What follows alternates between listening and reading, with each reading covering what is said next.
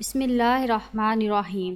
ماہ رمضان اپنی تمام تر فضیلتوں، برکتوں اور رحمتوں کے سبب خاص اللہ کا مہینہ ہے، اور خوش نصیب ہیں وہ لوگ جو اس ماہ مقدس میں اللہ سبحانہ تعالیٰ کی خوشنودی حاصل کرنے کے لیے اپنا قیمتی وقت اللہ کے حضور اللہ کی عبادت میں گزارتے ہیں۔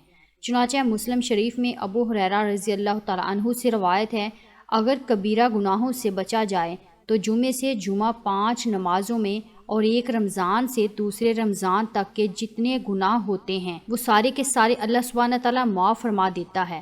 اسی طرح کنز الامان میں لکھا ہے کہ اگر کسی نے جمعہ اچھے انداز میں گزار لیا تو باقی دن بھی اس کے اچھے انداز میں گزر جائیں گے، اور جس نے رمضان اچھے انداز میں گزار لیا تو آنے والا پورا سال اس کا اچھے انداز میں گزار دیا جائے گا۔ امام ربانی مجدد الف ثانی رحمۃ اللہ علیہ اپنی مکتوبات میں فرماتے ہیں کہ یہ رمضان کا مہینہ آنے والے سال کا ایک نمونہ ہوتا ہے۔ جس انداز سے بندہ گزارتا ہے، اللہ تعالیٰ باقیہ سال اسے انہی اعمال کی توفیق عطا فرما دیتا ہے۔ مثال کے طور پر ایک نوجوان اگر یہ چاہتا ہے کہ میں اپنی آنکھوں کا پرہیز کروں، یعنی غیر محرم سے اپنی آنکھوں کو بچاؤں، تو وہ رمضان میں اس کی مشق کر لے۔ اگر پورا رمضان غیر محرم سے نظر بچا لی، باقیہ پورا سال اللہ تعالیٰ اس کو توفیق عطا فرما دے گا۔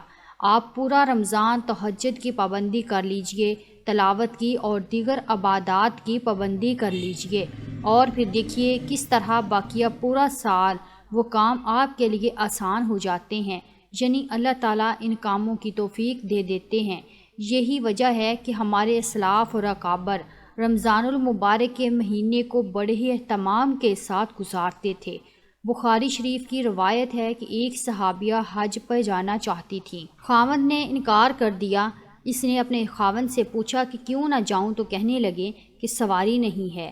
اس صحابیہ نے کہا کہ تیرا اونٹ تو گھر کے احاطہ میں باندھا ہوا ہے۔ خاوند کہنے لگا کہ اس اونٹ کے متعلق میں پہلے ہی سے صدقے کی نیت کر چکا ہوں، لہٰذا اب وہ میرا نہیں، وہ اللہ کی امانت ہے، لہٰذا اب میں تمہیں اس پر نہیں لے جا سکتا۔ وہ صحابیہ خاموش ہو گئی اور نبی کریم صلی اللہ علیہ وسلم کے حضور حاضر ہو گئی اور کہنے لگی، اے اللہ کے نبی، میرا بڑا ہی جی کرتا تھا کہ میں اللہ کے حضور حاضر ہو جاؤں، مگر میرے خاوند نے کہا کہ سواری نہیں، اور اس نے اپنا اونٹ اللہ کی راہ میں صدقہ کر دیا ہے، اس لیے اب اس پر نہیں لے جا سکتا۔ تو نبی کریم صلی اللہ علیہ وسلم نے پہلے تو اس صحابیہ کے خاوند کو سمجھایا کہ دیکھو، یہ حج کا عمل بھی اللہ کے راستے پر جانے کا ہی عمل تھا۔ تم اگر اس اونٹ پر اپنی بیوی کو یہ حج کروا دیتے تو اس میں کوئی حرج نہیں تھا، لیکن ساتھ ہی آپ صلی اللہ علیہ وسلم نے اس عورت کو یہ فرما دیا کہ اچھا، اب تم رمضان میں عمرہ کر لینا، اس کا ثواب میرے ساتھ حج کرنے کے برابر ہوگا۔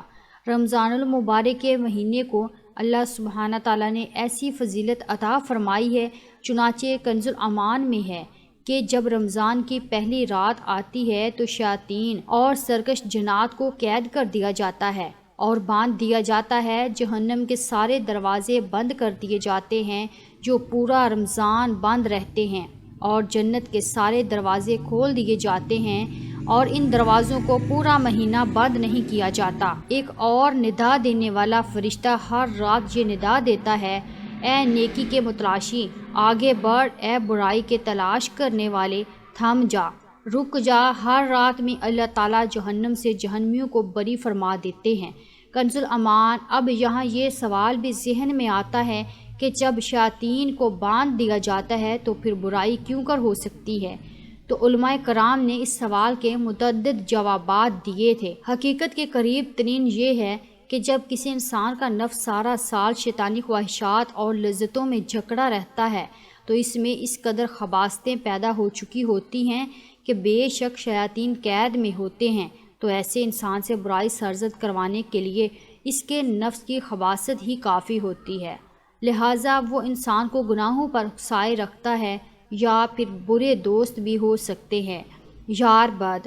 ان کی وجہ سے انسان رمضان میں بھی نیکی کے کاموں میں نہیں آتا۔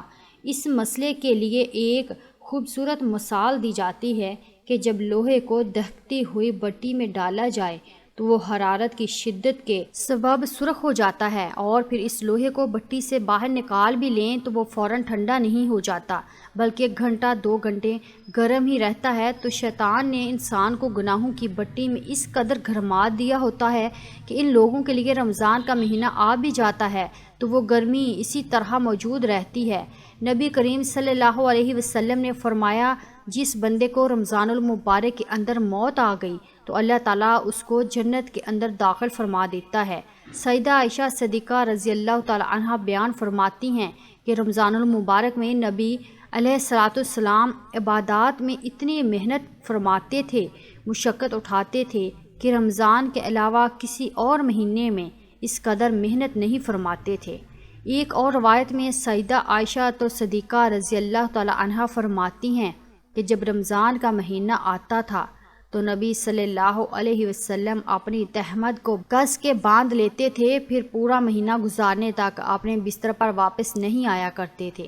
اللہ اکبر۔ بہقی شریف کی ہی ایک اور روایت ہے کہ جب رمضان کا مہینہ آتا تھا تو نبی علیہ السلام کے چہرے کا رنگ بدل جاتا تھا اور نبی علیہ السلام نوافل کثرت کے ساتھ ادا فرماتے تھے اور اپنی دعا میں اللہ کے سامنے اس قدر عاجزی کرتے تھے کہ آپ صلی اللہ علیہ وسلم کا چہرہ انور سرخ ہو جایا کرتا تھا۔ چنانچہ حضرت سلمان فارسی رضی اللہ تعالیٰ عنہ سے روایت ہے کہ نبی صلی اللہ علیہ وسلم نے فرمایا، اے لوگو، تمہارے اوپر ایک بڑا بابرکت والا مہینہ آ گیا ہے، ایسا مہینہ کہ جس میں ایک رات ہے جو کہ 1000 مہینوں کی عبادت سے بھی افضل رات ہے، ایک ایسا مہینہ جس کے روزے کو اللہ رب العزت نے فرض فرمایا اور رات کے قیام کو اللہ نے اپنے قرب کا ذریعہ بنایا۔ جس نے رمضان میں نفل عمل کیا ایسے اجر ملے گا جس طرح اس نے رمضان کے علاوہ فرض عمل کیا تھا، اور جس نے ایک فرض پر عمل کیا اس کو غیر رمضان کے 70 فرض کے برابر اجر عطا کیا جائے گا۔ اس حدیث مبارکہ سے ثابت ہوا کہ اللہ سبحانہ تعالیٰ رمضان المبارک میں انسان کے اعمال کا اجر 70 گنا بڑھا دیتا ہے۔ سبحان اللہ۔ چنانچہ کبھی علیہ السلام نے ارشاد فرمایا، یہ صبر کا مہینہ ہے اور صبر کا بدلہ جنت ہے۔ اس مہینے کے پہلے 10 دن رحمت، درمیان کے 10 دن مغفرت کے اور آخری 10 دن آگ سے آزادی کے ہیں۔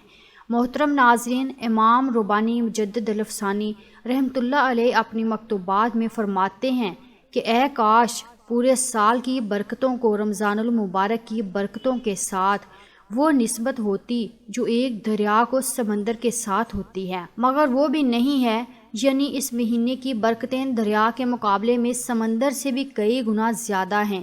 چنانچہ نبی صلی اللہ علیہ وسلم نے ارشاد فرمایا، اس مہینے میں 4 اعمال زیادہ کرو، جن میں سے 2 عمل تو ایسے ہیں کہ جن سے تم اپنے رب کو راضی کرو، جبکہ 2 عمل ایسے ہیں کہ ان کے سوا کوئی چارہ ہی نہیں ہے۔ لہٰذا وہ 2 باتیں کہ جن کے ذریعے تم اپنے رب کو راضی کرو، اللہ کی وحدانیت کا اقرار زیادہ کرنا اور توبہ استغفار زیادہ کرنا، جبکہ دوسری 2 چیزیں یہ ہیں کہ اللہ تعالیٰ سے جنت مانگیں اور جہنم سے پناہ مانگیں۔ نبی صلی اللہ علیہ وسلم کی حدیث مبارکہ سے یہ 4 اعمال ثابت ہیں کہ جن کی رمضان المبارک کے بابرکت مہینے میں کثرت کرنی چاہیے۔ نمبر 1، زیادہ سے زیادہ کلمہ پڑھیں، لا الہ الا اللہ، چند 100 مرتبہ روزانہ ضرور پڑھیں، جبکہ ایسے مسلمان بھی موجود ہیں جو رمضان کے دنوں میں روزانہ 10 ہزار مرتبہ کلمہ شریف پڑھ لیتے ہیں۔ نمبر 2، استغفار کی کثرت کی جائے، یعنی استغفر اللہ کی کثرت کی جائے۔ نمبر 3، اللہ سبحانہ تعالیٰ سے جنت کے طلبگار ہوں، اور نمبر 4، جہنم سے آزادی کے لیے خوب دعائیں کی جائیں۔ آخری 2 کام ایسے ہیں کہ جن کے بغیر ہمارا گزارا ہی نہیں، نہ صرف رمضان المبارک میں بلکہ تمام ایام میں ان 2 باتوں کی دعا کثرت سے کرنی چاہیے۔ اللہ سبحانہ تعالیٰ سے دعا التجا ہے کہ ہمیں رمضان المبارک کا صحیح طریقے سے ادب و احترام کرنے، عبادات کی کثرت کرنے اور خوب نیکیاں حاصل کرنے کی طاقت توفیق مرحمت فرمائے، آمین یا رب العالمین۔